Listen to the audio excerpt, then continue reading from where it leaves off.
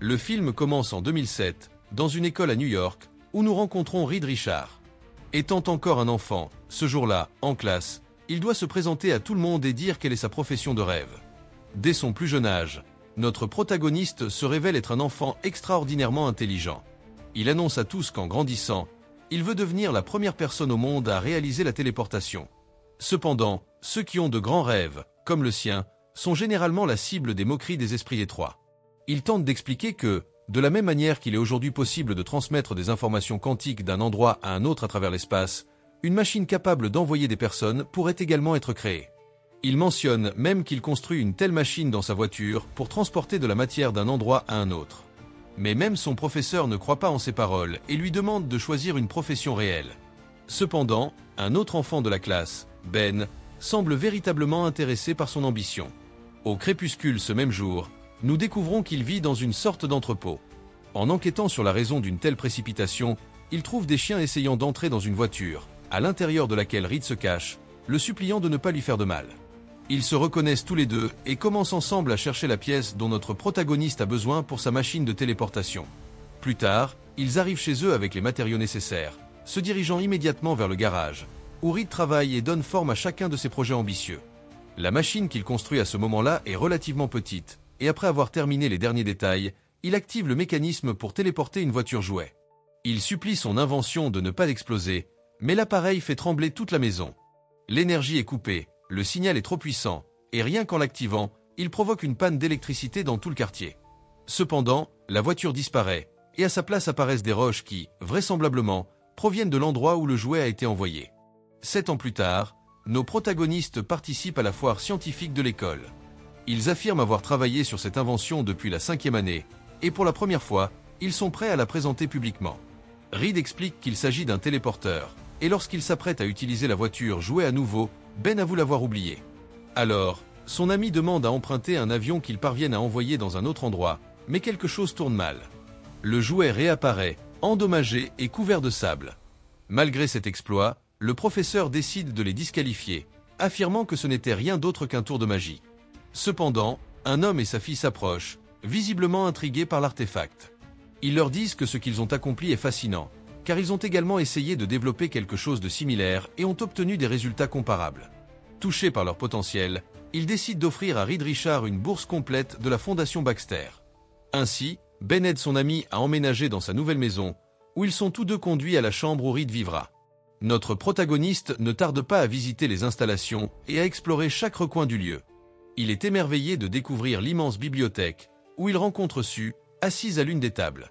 Dans une tentative d'attirer son attention et d'en apprendre un peu plus sur elle, il lui demande si elle aime la musique, et elle répond en expliquant pourquoi elle trouve cela si intéressant, faisant allusion au fait que la musique est composée de motifs qui peuvent être perçus dans tout et chez tout le monde.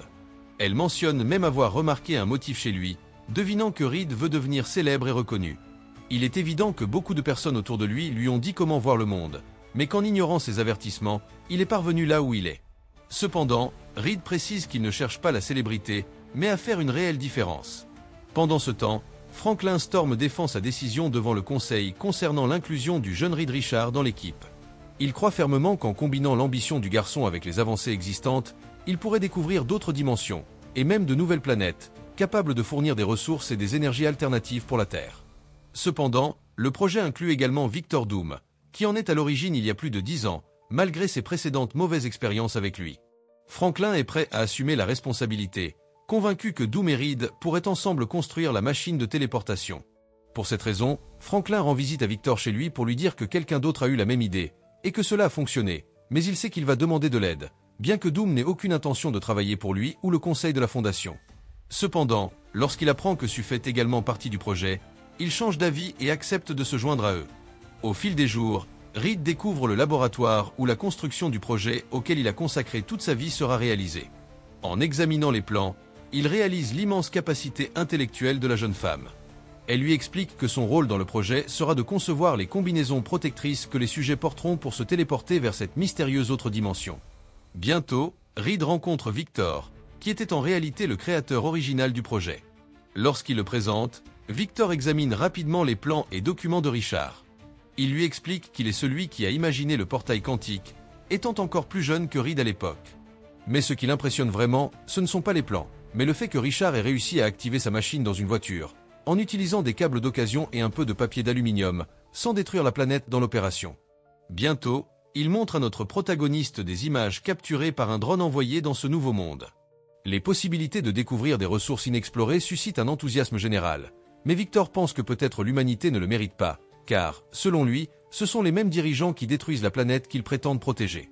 Malgré cela, Franklin leur rappelle que les erreurs de sa génération représentent des opportunités pour les scientifiques d'aujourd'hui. S'ils travaillent ensemble, ils pourraient répondre à des questions qui n'ont pas encore été formulées et marquer l'histoire à jamais. Le plan fonctionne pour tout le monde, et bien sûr, ils décident de collaborer. La première chose qu'ils doivent faire est d'analyser minutieusement la conception de l'artefact et découvrir ce qui n'a pas fonctionné lorsqu'ils ont tenté de récupérer le matériel envoyé dans une autre dimension, car le mécanisme doit être absolument précis pour qu'ils puissent voyager en toute sécurité. D'un autre côté, Johnny, le fils de Franklin, évite de répondre à ses appels. Cette même nuit, il participe à une course de voitures clandestine, déterminé à gagner. Cependant, dès qu'il démarre, sa voiture s'éteint, le laissant désavantagé. Malgré cela, il parvient à dépasser tout le monde avec une grande habileté et à démontrer la puissance de son nouveau véhicule, jusqu'à ce que le moteur s'étouffe et qu'il finisse par s'écraser contre un poteau.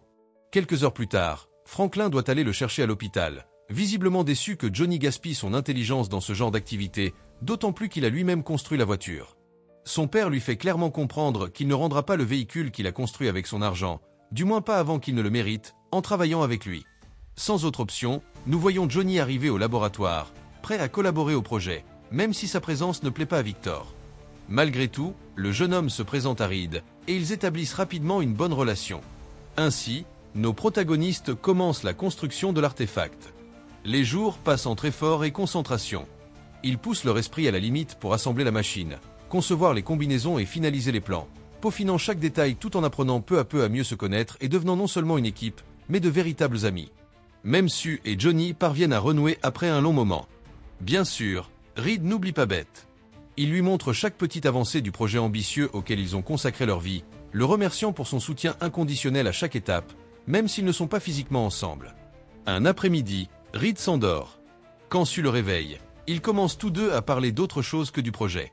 Elle lui raconte qu'elle a été adoptée par le Dr Storm et qu'elle est née au Kosovo. Cependant, lorsque Victor les voit discuter confortablement, il interrompt pour attirer l'attention de Reed, exigeant plus de professionnalisme, car il considère qu'il fait tout sauf travailler. Cependant, Reed répond qu'en réalité, l'expérience est déjà complètement prête, et il est si sûr de son travail qu'il décide de le lui montrer, tout en allant se reposer un peu. Quelques jours plus tard, Harvey, le chef du conseil, arrive pour assister au résultat de l'expérience, dans laquelle, cette fois, ils enverront un singe comme premier sujet vivant vers l'autre dimension. Lorsque le compte à rebours se termine, les capsules de téléportation disparaissent, et nos protagonistes confirment, quelques secondes plus tard, que le sujet est arrivé sur une autre planète, un monde dans un état primitif, semblable à la Terre d'il y a des millions d'années. Cela pourrait les aider à mieux comprendre l'origine de l'humanité et l'évolution de ces espèces. L'animal est en parfaite condition, et quelques instants plus tard, ils parviennent à le ramener sans aucun problème. Cet exploit enthousiasme grandement l'équipe. En s'approchant pour les féliciter, Harvey leur informe qu'ils vont maintenant contacter la NASA elle-même pour envoyer des humains. Cependant, aucun d'eux ne s'attendait à cela, car ils pensaient être les premiers à faire le voyage. L'idée d'être remplacé est inconcevable. Ce n'est pas une simple foire scientifique, mais un événement historique. Ne parvenant pas à un accord avec les jeunes, Harvey décide de parler directement à Franklin, qui, avant de partir, assure à son équipe brillante qu'il ne permettra pas à la NASA de s'impliquer dans le projet. La nouvelle décourage le groupe, et Victor suggère qu'ils prennent quelques verres. Bien que Reed leur rappelle que l'éthanol tue les neurones, il finit par être le premier à s'enivrer. Pour la première fois depuis longtemps, l'équipe est complètement détendue. Au cours de la conversation, Victor leur demande si quelqu'un connaît l'inventeur de la fusée qui a emmené Armstrong sur la Lune. Comme personne n'a la réponse, il leur fait remarquer que des figures comme Armstrong ont été engagées pour réaliser les rêves de scientifiques qui sont probablement morts seuls et oubliés. Et la même chose leur arrivera s'ils ne prennent pas les choses en main eux-mêmes. Face à cela, Reed propose de voyager vers l'autre dimension sans attendre d'autorisation. Cela prendrait 5 minutes. Il pourrait planter le drapeau, revenir et marquer l'histoire. Cependant, notre protagoniste n'est pas prêt à le faire sans son meilleur ami, alors il l'appelle en pleine nuit et lui demande de venir au laboratoire le plus vite possible, car ils doivent agir rapidement. Ainsi, Ben arrive aux installations et rencontre Victor et Johnny, qu'il remarque visiblement ivres. Malgré tout, il n'y a pas de temps à perdre. Les combinaisons sont rapidement mises pour le voyage, ils s'assurent d'emporter le drapeau, et pendant qu'ils s'installent dans les cabines, ils parlent de la possibilité de ne jamais revenir sur Terre. Cependant, bien qu'ils aient prévu de tout faire en secret, une alarme se déclenche sur le moniteur dessus, l'avertissant que le portail quantique a été activé. Immédiatement, la jeune femme appelle son père et court vers les commandes. Mais il est trop tard. Le compte à rebours a commencé, et Richard supplie déjà la machine de ne pas exploser. Un immense flash enveloppe les capsules, et pendant un instant, tout le monde pense qu'ils ne sont allés nulle part. Cependant, nous découvrons que nos protagonistes ont été téléportés dans un autre monde, bien que ceux ne parviennent pas à établir de communication avec aucun d'eux. Très vite, tout le monde réalise ce qu'ils ont accompli. Ils sont émerveillés par les possibilités et la planète qu'ils viennent de découvrir. Leurs rêves se sont réalisés, devenant les premiers à marquer l'histoire dans le domaine de la téléportation quantique. Cependant, lorsqu'ils plantent le drapeau dans le sol, la surface commence à se fissurer. Ils en déduisent qu'il s'agit d'une conversion d'énergie et décident d'observer le phénomène de plus près. Pour ce faire, ils doivent descendre une pente. Johnny, réticent à descendre, se propose comme ancre à la surface pour fournir un soutien au reste du groupe. Comme il le soupçonnait, l'énergie de la planète réagit à certains stimuli, ce qui les amène à conclure qu'elle a une forme de vie propre. Mais lorsque Victor met sa main dans le cratère, celui-ci explose violemment, les forçant à courir vers les capsules. Aussi vite qu'ils le peuvent, les trois tentent de remonter la pente. Bien qu'ils parviennent à éviter la plupart des explosions au sol, Victor tombe accidentellement et se retrouve suspendu à la corde. Peu importe à quel point ils essaient de l'aider, tous leurs efforts sont vains. L'acide de la matière organique qui recouvre la planète finit par user la corde, le faisant tomber sans possibilité d'être sauvé. Reed ne veut pas l'abandonner, mais ils n'ont pas le choix. Les autres doivent se sauver s'ils veulent revenir un jour. Les trois parviennent à retourner aux capsules, mais juste avant d'activer le retour, un faible signal réapparaît sur le moniteur dessus, lui permettant de savoir qu'ils sont en danger. Elle doit donc activer manuellement le processus de retour. Cependant, des complications surviennent, et pendant que les garçons attendent de pouvoir sortir de là, la capsule de Ben s'ouvre sans raison apparente, permettant l'entrée de roches de la planète. En même temps, la vitre du compartiment de Johnny se brise, laissant les flammes l'envelopper, tandis que les ondes électromagnétiques affectent directement Sue. Tout cet événement laisse la ville complètement sans électricité, mais lorsque nos protagonistes se réveillent, ils sont déjà revenus sur Terre. Reed voit Johnny enveloppé de flammes et entend les cris désespérés de son meilleur ami. En rampant sur quelques mètres pour l'aider à sortir d'un tas de décombres où il est coincé, il se rend compte que sa propre jambe est restée sous une lourde poutre. Étrangement, au lieu d'être blessé, son membre s'est étiré de manière anormale, sans lui causer de douleur, et à cause de cela, il finit par s'évanouir. Peu après, plusieurs hélicoptères arrivent à l'Area 57, un lieu confidentiel où se trouvent nos protagonistes. Là, ils sont étudiés, car le voyage quantique interdimensionnel et l'exposition à une énergie inconnue ont causé des altérations physiques chez chacun d'eux. Le corps de Richard peut maintenant s'étirer sur plusieurs mètres sans difficulté. Bien qu'il soit sous sédatif, il insiste pour savoir où sont ses amis. Il est visiblement inquiet, car personne ne lui donne de réponse claire ni ne l'informe sur l'endroit où se trouve Ben. Pour le calmer, il décide de le sédater à nouveau. Pendant ce temps, Franklin est interrogé, car il était censé superviser le programme. Cependant, il admet qu'il n'était pas présent lorsque tout s'est passé et exige de savoir où sont ses enfants. En réponse, il lui montre que Sue entre et sort involontairement du spectre visible. Johnny, en revanche, ne passe pas inaperçu, car tout son corps reste enveloppé de flammes. Il commence à se réveiller lentement, et en réalisant le feu qui l'entoure, il entre dans un état de panique intense qui provoque une explosion. Les flammes se propagent violemment, traversant toutes les barrières de protection entre lui et le reste des installations, laissant son père horrifié. Quelques heures plus tard, Reed se réveille en entendant les appels à l'aide de son meilleur ami à travers les conduits de ventilation. Il décide de l'aider, et avec un effort surhumain, il profite de son étrange flexibilité pour se libérer de ses liens. Il entre rapidement dans les conduits, où il trouve Ben coincé sous un tas de roches qui recouvre désormais complètement son corps. Reed peut à peine croire ce qu'il voit. Il n'a aucune explication pour ce qui est arrivé à son ami, mais il lui promet quand même de l'aider. Cependant, les alarmes commencent à retentir dans toutes les installations de l'Area 57. Ils savent déjà que Richard s'est échappé. Pour éviter d'être capturé, il doit fuir, et il promet à Ben qu'il reviendra pour lui, bien que cela implique d'ignorer ses cris et ses supplications. Ce n'est qu'alors qu'il parvient à sortir et à s'échapper. Personne ne sait avec certitude où il est allé, et Franklin ne le blâme pas, car il comprend qu'il est encore un garçon effrayé. Cependant, Harvey lui rappelle qu'ils sont maintenant puissants, ce qui les rend extrêmement précieux pour le haut commandement de l'Area 57. Aucun d'eux ne peut les protéger maintenant, car ils doivent collaborer avec le gouvernement pour comprendre ce qui leur arrive. Peu après, il s'approche de Ben, désormais transformé en une imposante créature de pierre, espérant lui parler. Mais le jeune homme veut juste savoir où est Richard, car son ami lui a promis qu'il l'aiderait à nouveau. En apprenant qu'il s'est enfui, il devient vulnérable à toute promesse vide, et dans son désespoir, il accepte de recevoir l'aide de ceux qui l'entourent, en échange de sa collaboration avec eux. 1 an plus tard, nous voyons comment nos protagonistes, en particulier Ben, ont été utilisés par le gouvernement dans des opérations militaires secrètes, sous prétexte de protéger autant de soldats que possible. Les autres personnes affectées par l'incident Baxter ont également acquis un meilleur contrôle de leurs compétences acquises.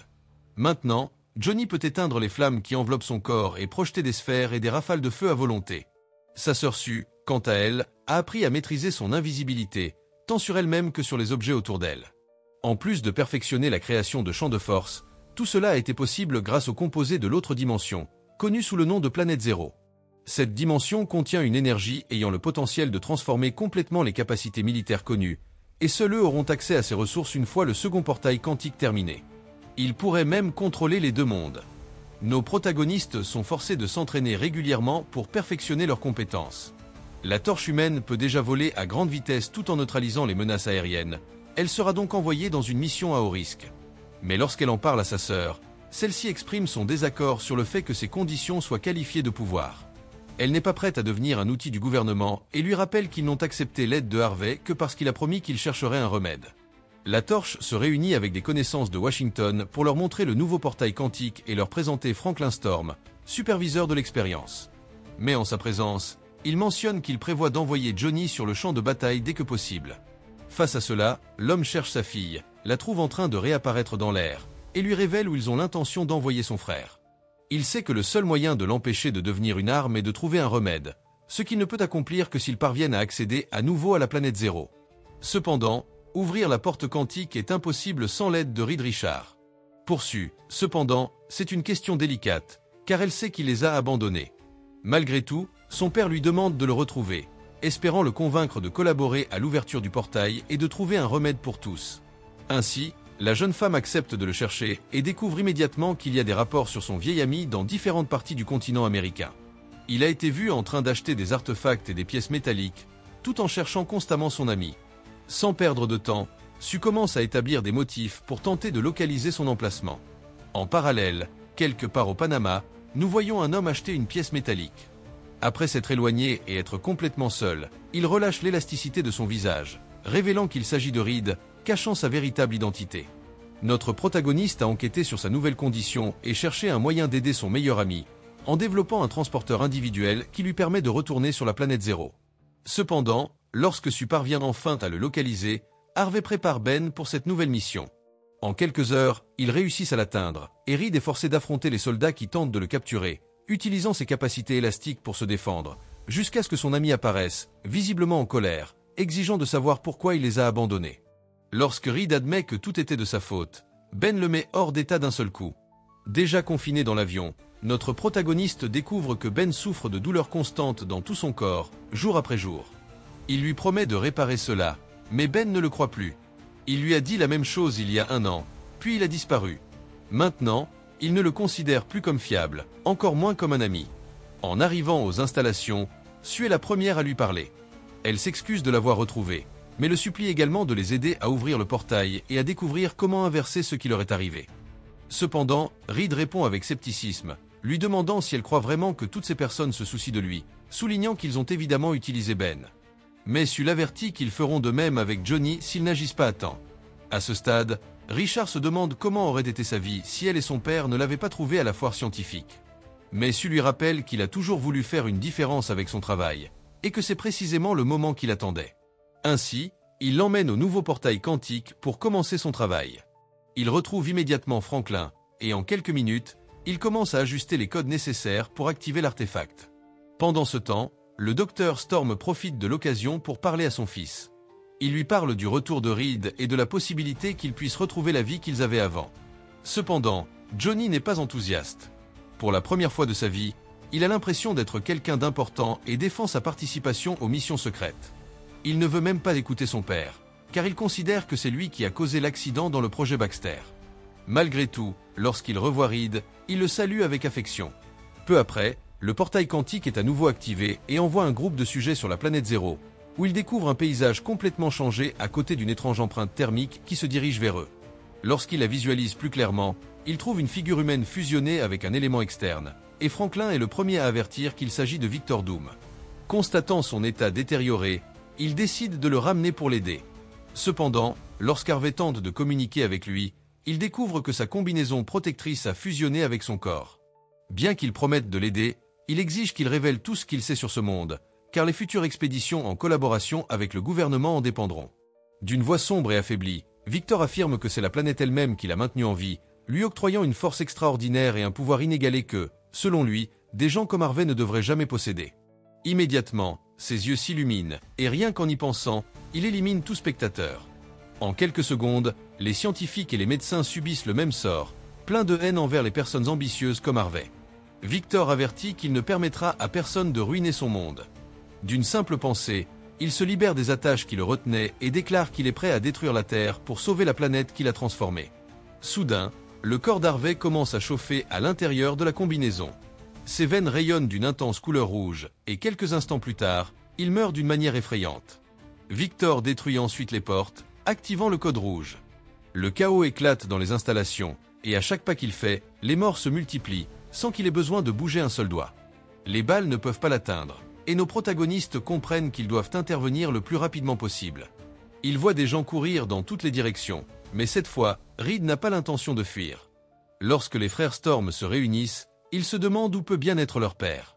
Nous le voyons alors atteindre la porte quantique avec l'intention de parler à Victor et de le convaincre d'arrêter, mais il n'est plus intéressé par la Terre. Maintenant, il est convaincu que sa véritable maison est le monde qui lui a donné son pouvoir, un endroit d'où il pense pouvoir créer d'autres mondes. Malgré tout, son vieil ami essaie de le ramener à la raison, lui rappelant qu'ils ne sont pas des dieux, mais de simples humains qui devraient rester unis. À ce moment, Suzanne et Johnny retrouvent leur père et demandent également à Victor d'arrêter. Cependant, lui, profondément rancunier, leur montre de quoi il est capable en mettant fin à la vie de Franklin sans même le toucher. Pendant que les frères pleurent la mort de leur père, Reed et Ben arrivent pour tenter de l'affronter, mais leurs efforts sont inutiles face au pouvoir abyssal de Victor. Lorsqu'ils tentent de s'échapper, Johnny, se sentant impuissant, se lance à grande vitesse vers la capsule pour l'arrêter, mais échoue à le retenir. Une fois sur la planète Zéro, Victor commence à surcharger le système de la porte quantique dans le but de créer un trou noir qui, si nos protagonistes ne parviennent pas à l'arrêter, finira par aspirer la Terre jusqu'à la détruire complètement. Les deux accès entre les mondes s'ouvrent, reliant les cieux des deux planètes, et lentement, la vie sur Terre commence à être entraînée dans l'autre dimension. Sans perdre de temps, le groupe d'amis décide d'entrer par le portail, voyageant à une vitesse inégalée entre les dimensions. Juste avant d'être pulvérisé par le trou noir, Johnny pousse le champ de force dessus, permettant à tous d'atterrir vivants dans ce nouveau monde. En observant le décor, ils déduisent que la matière terrestre se transforme en énergie. Ils doivent donc arrêter Victor le plus rapidement possible, car il est la source. Rempli de colère face à la mort de son père, Johnny allume les flammes sur tout son corps avec l'intention de le tuer. Cependant, il se rend vite compte que le pouvoir de son ennemi surpasse le sien. Doom parvient à éteindre son feu et trouve un moyen d'immobiliser Ben, le piégeant sous un nouveau tas de roches. Pendant ce temps, la Terre commence à subir les ravages de cet ennemi redoutable, qui provoque lentement un énorme cratère à sa surface. Toutes sortes d'objets sont entraînés à travers le portail vers l'autre monde. Cependant, Sue, utilisant son champ de force, parvient à contenir l'accès pendant quelques secondes jusqu'à ce que Victor le découvre. Dans une tentative désespérée de résoudre la situation, Reed supplie son vieil ami d'arrêter, mais il répond que Victor n'existe plus, qu'il ne reste maintenant que le docteur Fatali. Il lui montre qu'il possède non seulement un intellect inégalé, mais aussi des pouvoirs mentaux qui dépassent toute limite. Doom parvient à faire perdre à Reed le contrôle de ses membres, et lorsque Sue tente de l'attaquer, il concentre son énergie pour réduire progressivement le champ de force qui la protège, jusqu'à l'enfermer complètement et lui retirer tout espace. Cependant, notre protagoniste, voyant ses amis en danger et Ben, à nouveau coincé, suppliant de l'aide, décide d'utiliser toute sa force pour reprendre le contrôle de son corps élastique. Il parvient à esquiver les attaques de Doom et l'atteint, le poussant dans les profondeurs de la planète. À ce moment, il réalise que la perte de concentration de Doom altère le flux du trou noir, ce qui les amène à déduire que, pour arrêter la destruction, ils doivent l'éliminer. Le groupe commence à douter de pouvoir vraiment le vaincre, car leur ennemi semble invincible. Mais Reed leur rappelle que Doom n'est pas plus fort que 4 réunis. La même planète qui a donné des pouvoirs à Victor leur a également donné des capacités uniques. S'ils ont été capables d'ouvrir le portail, ils peuvent aussi le fermer. Lorsque le redoutable méchant émerge à nouveau, il assure à Reed qu'il n'arrêtera pas tant qu'il n'aura pas vu la Terre complètement détruite.